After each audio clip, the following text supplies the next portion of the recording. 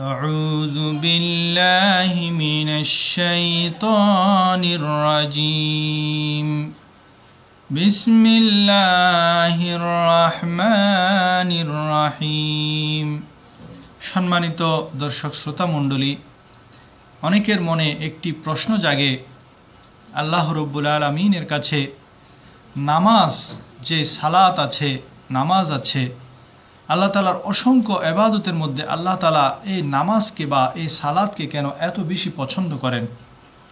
এই প্রশ্নের জবাবে উলামায়ে কেরাম খুব সুন্দর একটা জবাব দিয়েছেন যে আল্লাহ রাব্বুল আলামিনের অসংখ্য ইবাদত রয়েছে। যেমন আপনি মা বাবার খেদমত করা, এটাও একটা ইবাদত। কোরআন তেলাওয়াত করা, এটাও ইবাদত।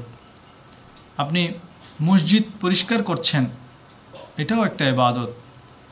হজে গেছেন, উমরা করছেন, হজ করছেন, এটাও একটা ইবাদত। এইভাবে দান সদকা করছেন, গরিবকে সাহায্য সহযোগিতা করছেন, অসহায়কে আপনি সাহায্য করছেন, এসব কিছুই ইবাদত। আল্লাহকে খুশি করার জন্য আপনি কাউকে কোনো সদকা করলেন, জাকাত দিলেন, এসব কিছুই ইবাদত। রমজান এসেছে, আপনি রোজা রাখলেন, এটাও ইবাদত। কিন্তু এই সমস্ত ইবাদতের মধ্যে একটা ইবাদত আল্লাহর কাছে অত্যন্ত প্রিয় এবং খুব পছন্দনীয়, সেটি হলো নামাজ। এর কারণটা কি? উলামায়ে কেরাম এর কারণ হিসেবে বলেছেন যে মানুষ যখন নামাজ পড়ে তখন তার শরীরের অবকাঠামো, নামাজের অঙ্গভঙ্গি মূলত আহমদ হয়ে যায়। যখন সে দাঁড়ায় তখন তার শরীরের অবকাঠামো আরবি হরফের আলিফের মতো হয়ে যায়। যখন সে রুকু করে তখন তার শরীরের অবকাঠামোটা এভাবে আরবি হরফের হা এর মতো হয়ে যায়।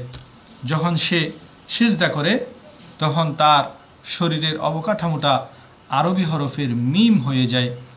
যখন সে আত্তাহিয়া পড়ার জন্য বসে তখন তার শরীরের অবকাঠামোটা দাল হয়ে যায়। তাহলে আলিফ, হা, মিম, দাল, এই চারটি হরফ মিলে হয় আহমদ। আর এই আহমদ, এটা আমার প্রিয় নবী করিম সাল্লাল্লাহু আলাইহি ওয়াসাল্লামের এমন একটি নাম যে নামটি পবিত্র কোরআনের মধ্যে এসেছে। ইসমুহু আহমদ বলা হয়েছে, আমার নবীর ইসিমকে নাম হলো আহমদ, যে আল্লাহর প্রিয় মাহবুবের নাম আহমদ।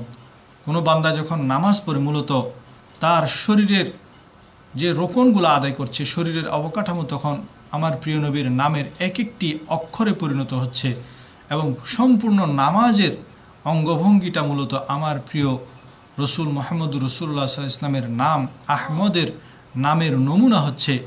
সেই জন্য আল্লাহর প্রিয় মাহবুবের নামের আকৃতি হয়ে যায় বলে আল্লাহ তাআলা এই নামাজকে বেশি পছন্দ করেন বলে উলামায়ে কেরাম মতামত দিয়েছেন।